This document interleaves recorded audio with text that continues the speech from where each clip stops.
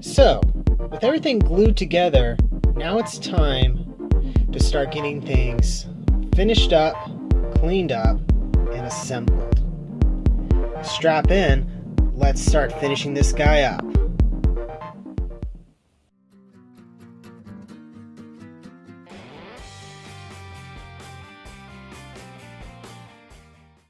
And we're back. It's only been milliseconds for you, but it's been a couple days for me. Anyway, our pieces are all dry now, so we're going to take a look at things, see how everything's going. Not sure if the seam line's going to be completely removed on this, but we'll give that a shot. And everything else seems to be pretty good. Some of my stuff got a little bit crooked on this thing, but I think it'll be fine in the long run. Those are just extra pieces. And this, no surprise, is holding up quite nicely. Oh, and I got the shield up over here too. This is feeling very nice and sturdy. It helps that everything that I put in here, just by luck of the draw, kind of fits together like a puzzle. So it's all stabilizing itself. Okay, so first thing we're going to do is we're going to do a little bit of sanding here to see if we can maybe clean up that seam line. I got multiple grits of sandpaper over here. Some of these are just things from Testors model supply stuff. Others are pieces of sandpaper that I actually got from my father-in-law, who does woodworking. So now you're going to see there's some discoloration going on right there. Let's see. But that's okay. That we're going to get rid of that once we really sand it down. Plus, this is all going to be painted.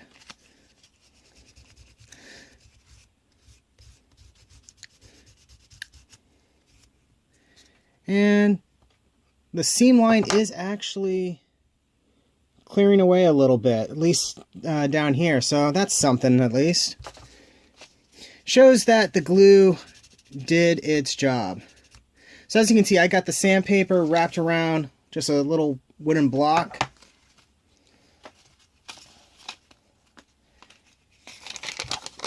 It does mean that all my sandpaper is permanently shaped like this, which makes stacking it on a table hard. So what I'm doing is I'm starting off with a sandpaper with a lot of grit, and then moving to finer and finer grit.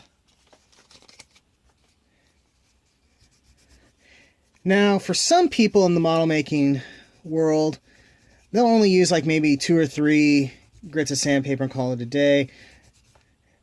Just from all the training that I got doing art school and doing some woodworking stuff with my father-in-law, I try to go a little bit of the extra mile on all that. Oh, wow. So you can just barely make out where the seam was on that, which tells me when we get to the painting process, it's going to be completely gone. And yes, I'm only doing one side right now because I'm probably not going to bore you with all of it.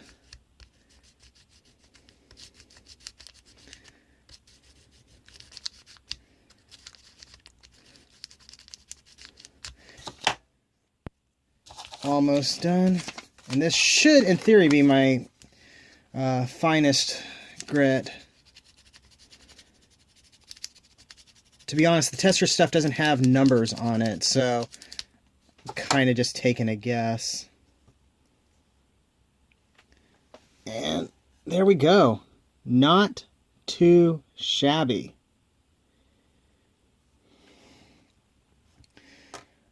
Okay, so off camera, I went ahead and finished sanding the arms Got a little bit of a gouge in there, but that should be fine.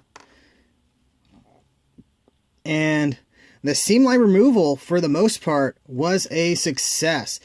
It's always magic to me when I see that work.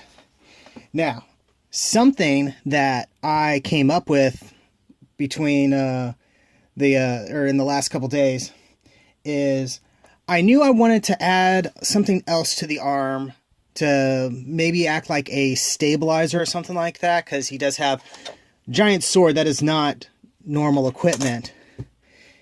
And I remembered I had these pieces, which when I showed off what I did to Shoki over at Shoki Reviews, he was like, 00 kneecap.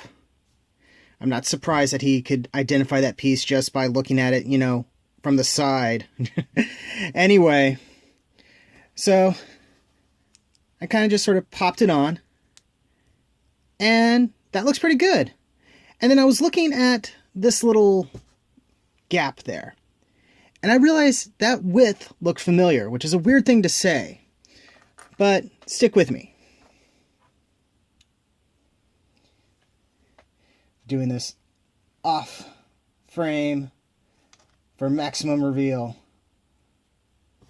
Ta-da! Wrist mounted beam saber. Now it'd be on like the underside of the wrist because of where the elbow joint is, but I think this looks pretty darn cool. And considering I'm saying that this is a close range melee based mobile suit, I like the idea that it has some beam sabers mounted into its arms. I can just picture this thing kind of punching somebody and then going, igniting the beam saber right into it. Now, what's cool is, without any modification, I can just pop this in and out. I'm going to see if I can drill a tiny little hole so that way we can use this. So, I have some drill bits from my toolbox. And I'm pretty sure I just need the tiniest drill bit I have. Don't judge me on how messy this thing is, or how things like to pop off on me.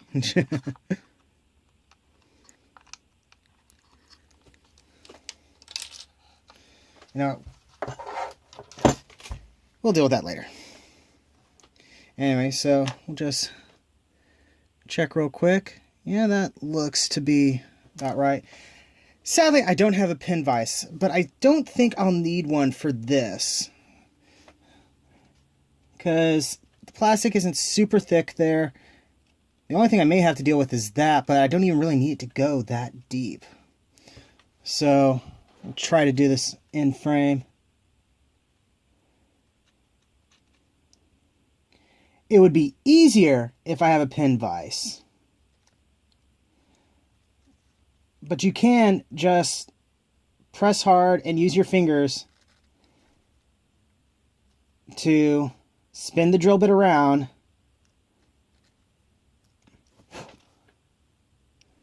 and make the hole.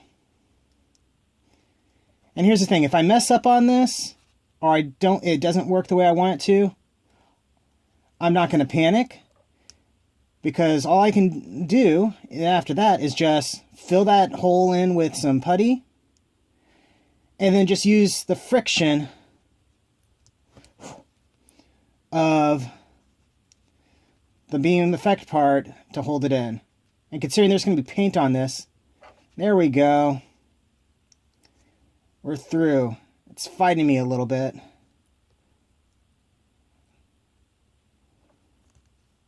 But I think we got it. There we go. I don't know how well it's turning up on the camera, but we got a little hole. Let's see if this works. Oh my god, it does. I'm a genius. I can put a hole in things and make things fit. That sounds really weird. But yeah, here, we'll steal the sticky tack off of this one. Actually, no, I just got it here.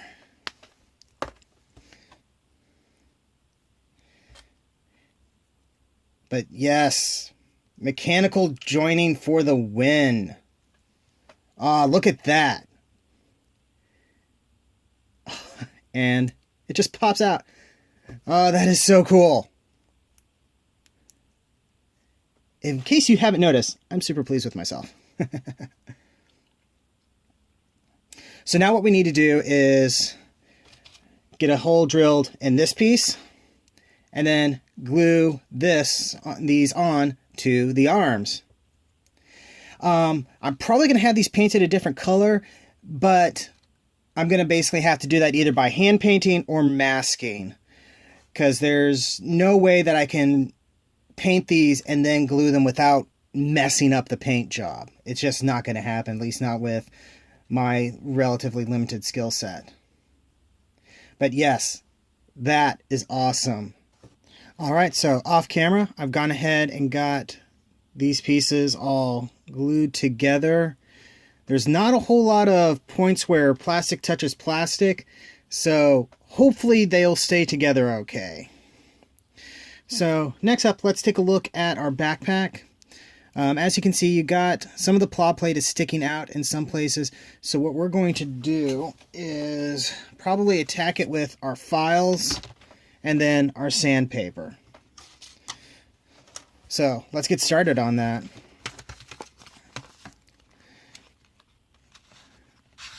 Here we go, nice flat file.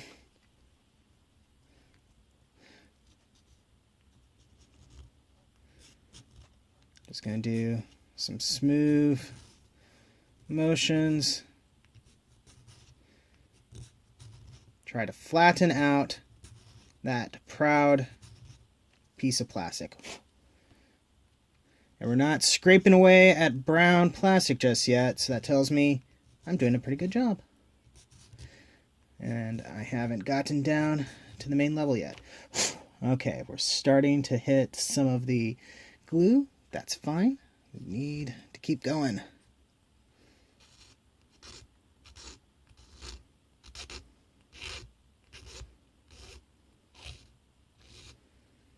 Hopefully this is on camera. Hopefully this is exciting. Are you not entertained?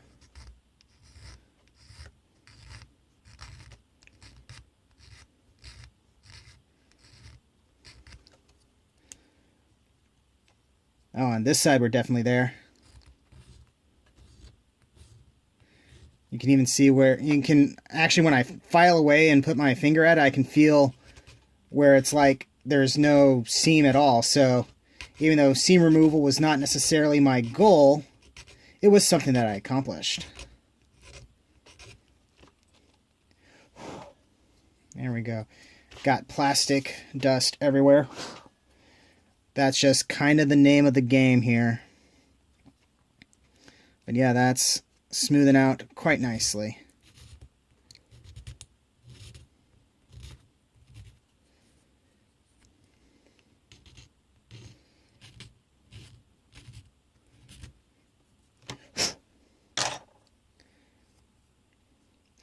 I still feel like I need to do something in here.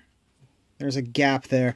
I may have to try to use some modeling putty or something like that, but we'll see. You'll probably see that happen off camera, or, you know, not see it happen off camera. Okay. Let's do a couple more rounds over this.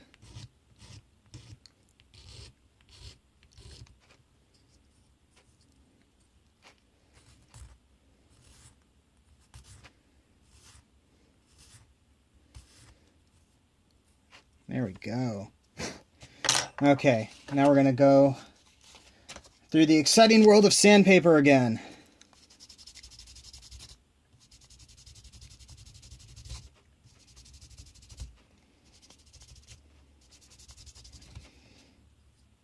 What's kind of neat is, like I said, this is kind of done the seam line removal process.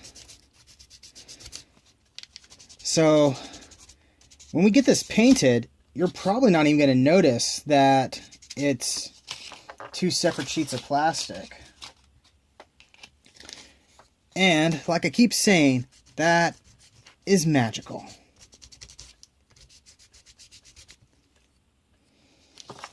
It's already feeling pretty darn good.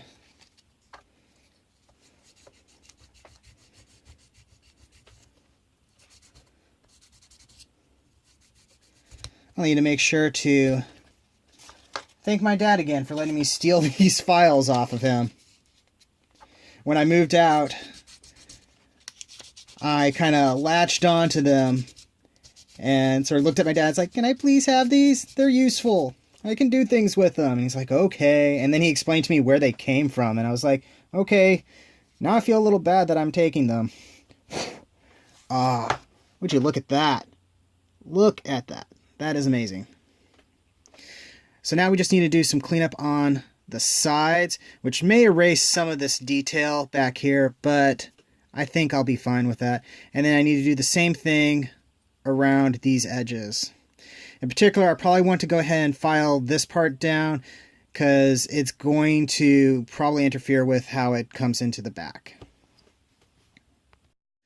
All right, so I've gone ahead, attacked this thing with a file and some sandpaper, kind of beveled the edges a little bit because, as my mom said, if you can't fix it, feature it. So things were sticking out just a little bit too much or not enough. And the best way to just sort of fix that is just to round it off or make a bit of a bevel there, and it works pretty good. I also made these parts a little bit thinner so that it connected well, and I realized I don't need to do anything to this because it actually practically fits up into the backpack. So, moment of truth. Oh, heck yeah. Look at that. It looks like it was supposed to be like that. And that ain't going nowhere. The torso is more likely to fall off than the backpack. I love the fact that I was able to get a mechanical connection on there. This is pretty awesome. Okay. So that just means the last piece that we need to try to do is going to be drilling a hole in here and a hole in there for the little cable gimmick. So we'll check that out next. Okay, let's see if we can get this guy finished up. So now we're going to do the finishing work on the shield. So first things first, you see how we got these little bits sticking up here? We don't really need those. Those were from when this thing was being used as a shield for a Jinx. And there was a piece that would go over there, and these were the pegs that helped fit that in place. I'm going to actually leave this like this with nothing over it, mostly just so that it looks different from the Jinx shield. I don't want people to look at that and automatically go, oh, he has that shield attached to it. I want them to... They'll figure it out eventually, especially if they know Gunpla. But I just don't want it to be immediately obvious. Okay, so what we're going to do, we're going to use our nippers, trim these off, and then maybe use sandpaper and the like, and maybe X-Acto knife to finish the job. Admittedly, this is one of those things that's always a little scary to do, at least for me. That piece went flying. Because once you do this, there's no going back. You can't just put a peg back. Well, not easily, at least. Okay. So we got got most of it taken off. We're going to try to use the X-Acto knife to get a little bit more. Trying to be careful not to scrape up everything else, as well as my hand. May end up getting left with a little bump on there, but you know what? That might be okay. I just didn't want something that screamed, hey, look, I got a peg for model building stuck on me. This one's going to be a little bit more tricky, isn't it? Just got to be patient and calm. Which aren't exactly my best attributes, but it's not looking too bad now. I'd rather that be completely flush.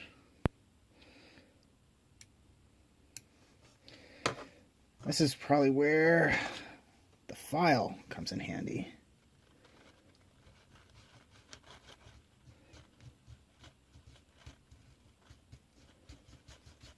Exciting, isn't it?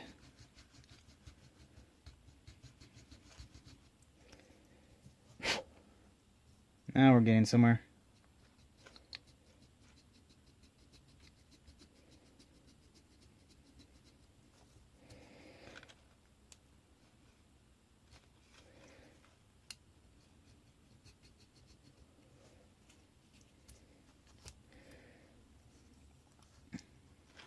Let's get this one a little bit more too.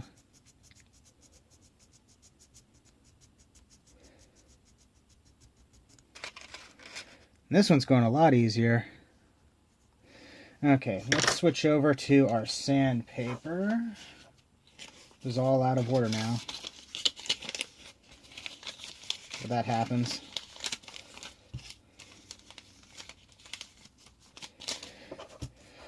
Okay. Use the light over here to hold stuff in place.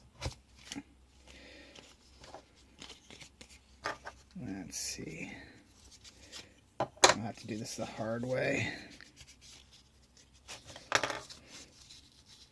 So it's too big, or too small for my sanding block, so I'm going to have to get a little creative with this and hope I don't mess up my details too much.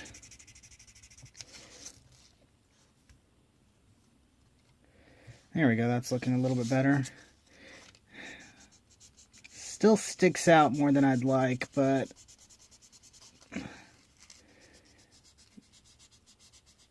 there may not be a whole lot I can do about that without spending way too much time on this, but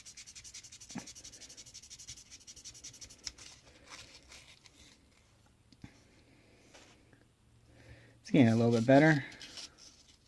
Let's see if we can do anything on this guy.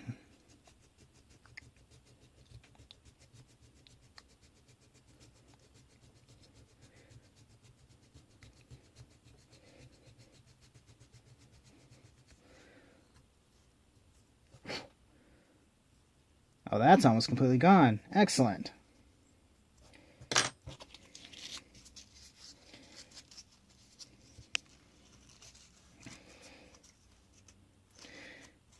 And I bet even if we're not super perfect with this, we're going to cover this up a little bit when we do the actual painting on this. I think I mentioned before, but Adam Savage from Tested and Mythbusters has the phrase, hide the crimes. It's something that comes from his experience doing special effects work.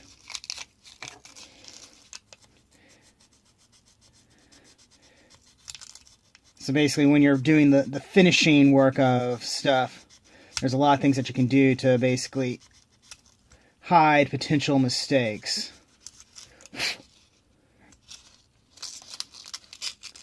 But this is already starting to look pretty good.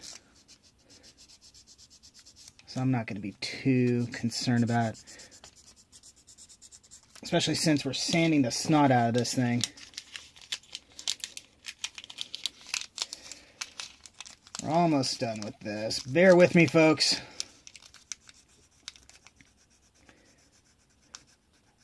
Wonder if this video is going to be as long as the last one where I was picking out the parts, or if it's going to be shorter.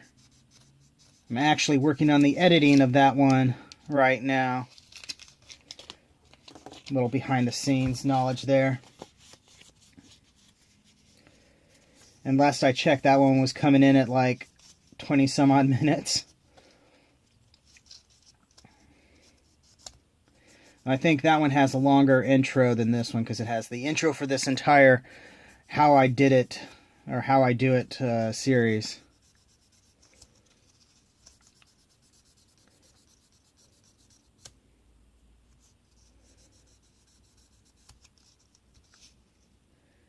And we still got a little bit of a bump there, but I think it will be fine.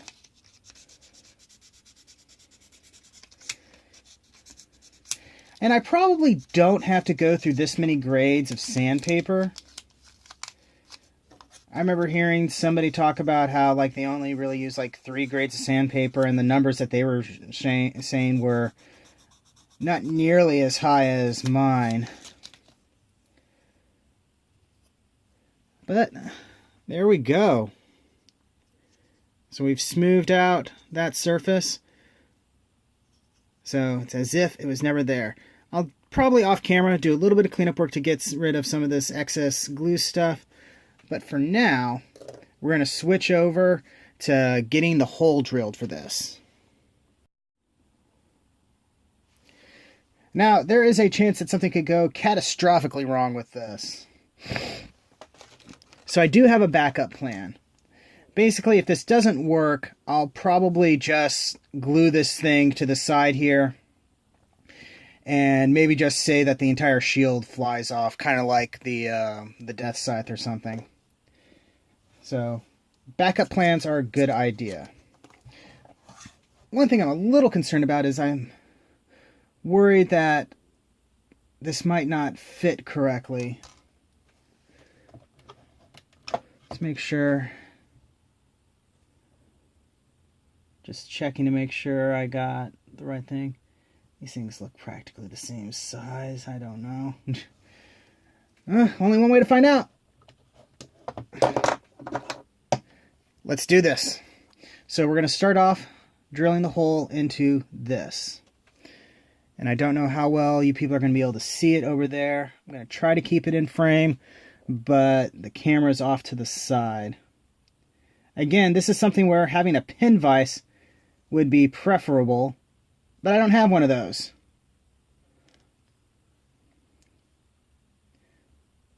What I do have are my fingers.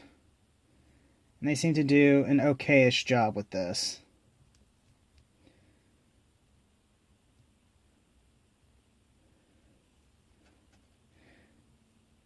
And looks like it's going pretty well so far. It helps that I think the plastic this is made of isn't super hard. It's pretty soft. So it cuts quite easily. So what I'm doing is just slowly making my way in, applying pressure as I turn everything. You can tell it's cutting because you can see little bits of plastic coming up off of it.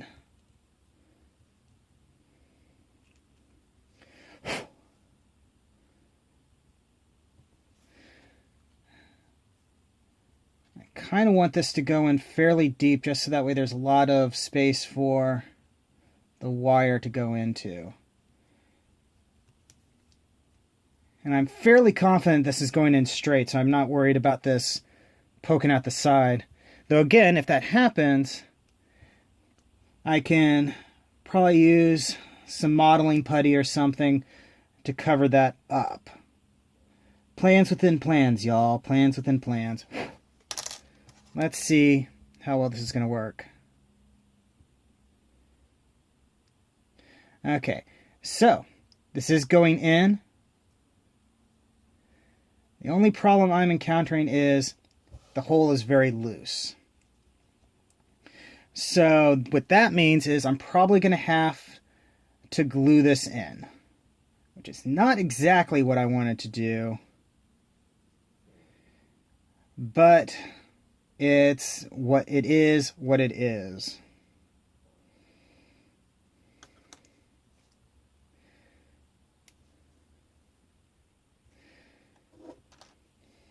All right. So that's a little disappointing, but you know what? I was half expecting it. And like I said, backup plans.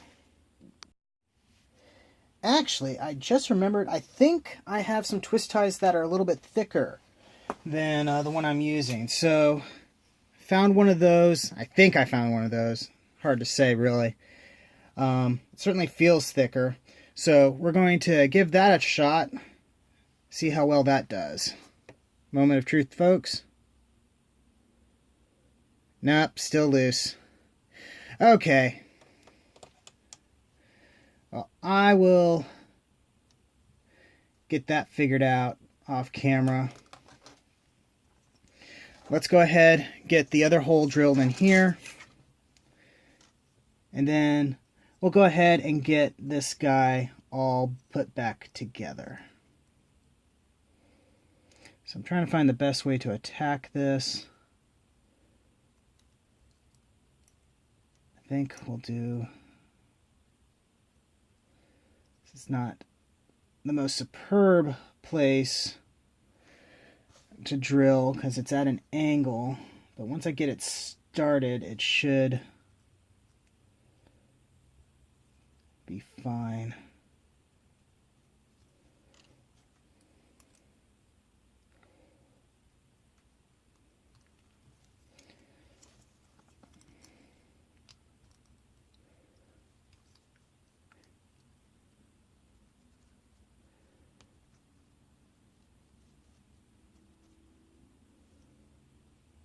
Okay, you know what? We'll get this figured out off camera and I'll show you everything when we start getting it together.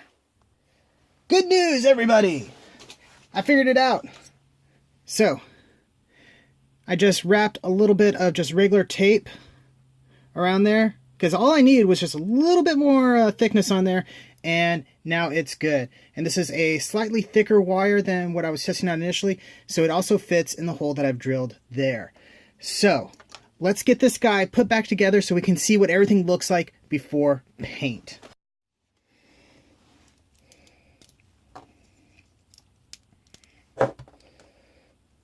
All right.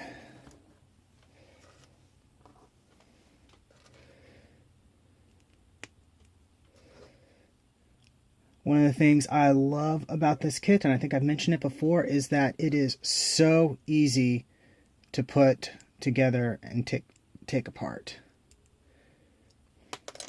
I say as I drop pieces all over the place.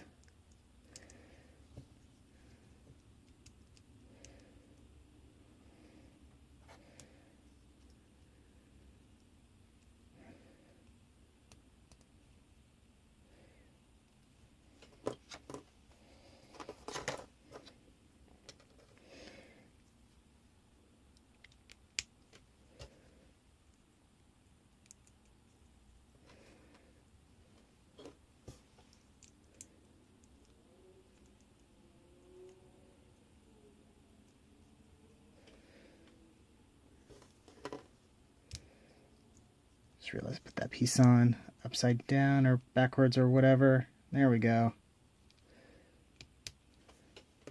And maybe I'll speed this up if I can figure out how to do that on my software. Okay.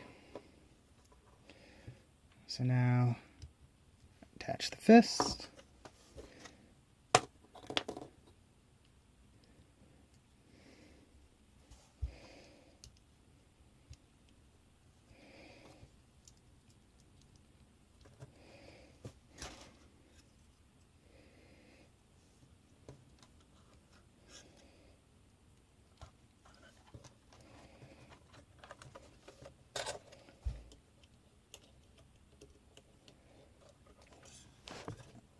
Bump the camera.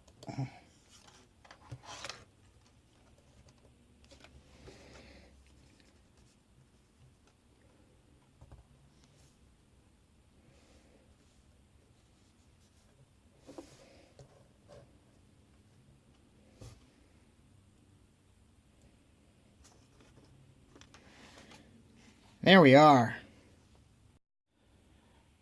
Okay, so our final step is to mod the head. I've got it disassembled. So what we're going to do is we're going to trim off this plastic here and back here. So that way we can use this as a articulation point. After that, we have to glue these little orange bits onto this part so that way it can still maintain everything together. Okay, so first, like before, nippers. Just sort of brute force this at first. We don't need to worry about being super clean at this point because this is all going to be hidden. But we do need to make sure that this all gets taken care of. I think I've mentioned it before, but special shout out to Shoki over at Shoki Reviews for showing me how to do this. You can get mad at me if I'm butchering the process, though. There we go. Got plastic bits flying all over the place. Oh, that one hit me in the forehead. That's always fun. Okay.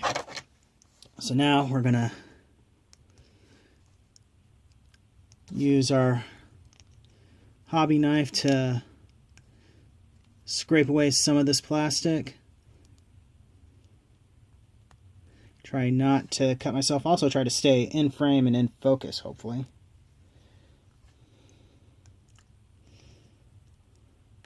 This is my first time doing stuff like this, folks, so just, bear with me, please.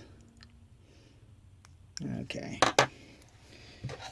Handy dandy file.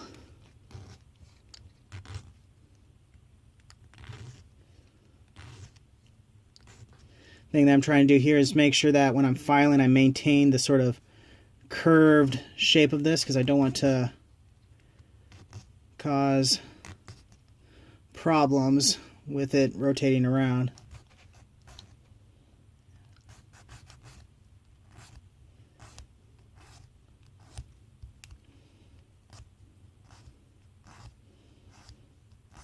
There we go.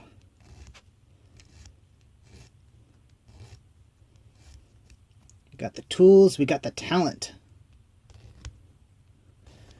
To quote the prophet, Winston Zeddemore.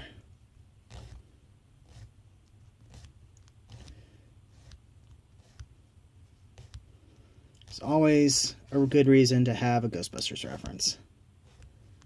At least in my book. Ghostbusters was one of the first things that I considered myself to be a big fan of. There we go.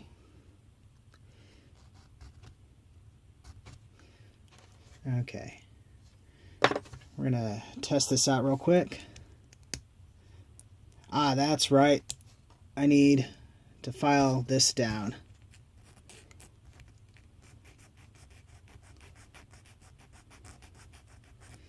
Because otherwise, it's going to get stuck in this little groove thing. There we go.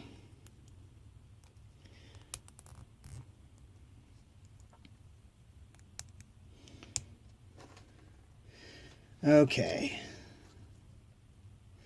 So here's the fun part. There's no pegs or anything to hold those in place. That was all on there, which those are gone now. So we're going to have to use some glue to get them in place.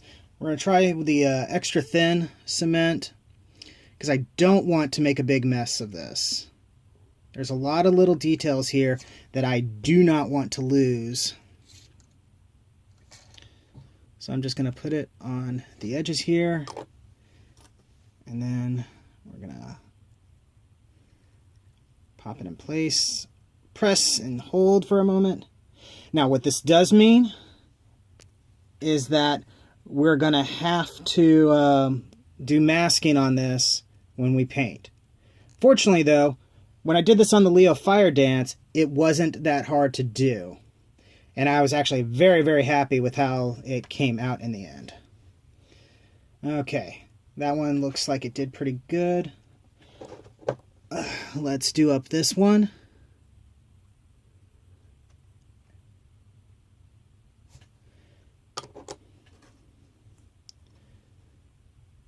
Now, some might argue that this is not necessary, that the Leo either didn't move its head, which it did, there's photographic evidence of that, Shoki found it, or that it didn't move it very much. And the thing is, I want to do this because I can. It's a challenge. It shows my modeling progress. Okay, there we go.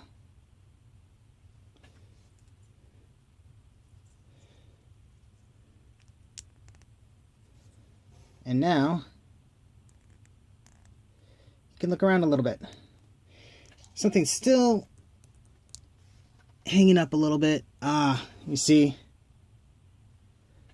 Focus. That part is still a little bit proud over that. So let's hit it with our file.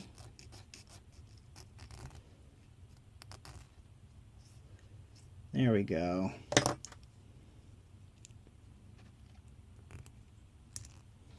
Yeah, that's the ticket.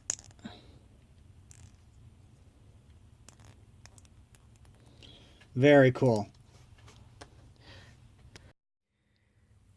So here we are, with some time and effort. We have taken a regular plain Jane Leo and made it into something a lot different. We've created a new gimmick with this wire thing. We've given it a new shield. We've added onto its arms and given it another weapon emplacement. We've added a nice big sword to let it smash down on its enemies. And we've given it a lot more thrust and maneuverability with a fancy new backpack that's had some claw plate added on to fill up some gaps and some new vernier thrusters to make it go zoom. I think we're on to something here. And you know what's next? Color. Join me next time when we go over painting. Thank you for watching. Don't forget to like, comment, subscribe, all that fun YouTube stuff. Let YouTube know that I'm awesome. Check the description below for links to my storefront, and I'll see all of you the next time you invade my shelf space. Okay, before I sign off for this video, I just thought I'd show off some stuff that I did off camera real quick, so that way you guys aren't going to be kind of confused when you see this kit show up again in the painting video. Okay, so you'll notice I have this little white bit here. That is a piece of runner that I've gone in and attached, and with a little bit of modification I made it so that way this part can pop in and out.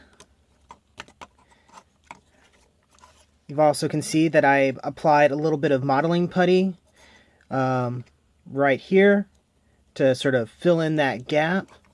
And most noticeably, I now have it set up so that the giant Buster Sword can be stored on the shoulder. I'll pop this off. You can see I use this little port right here.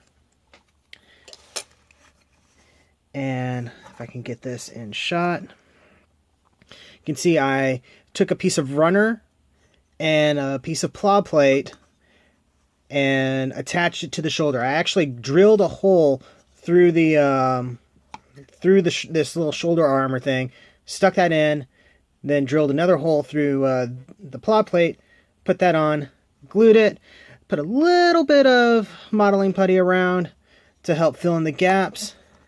And now she's got neat weapon storage.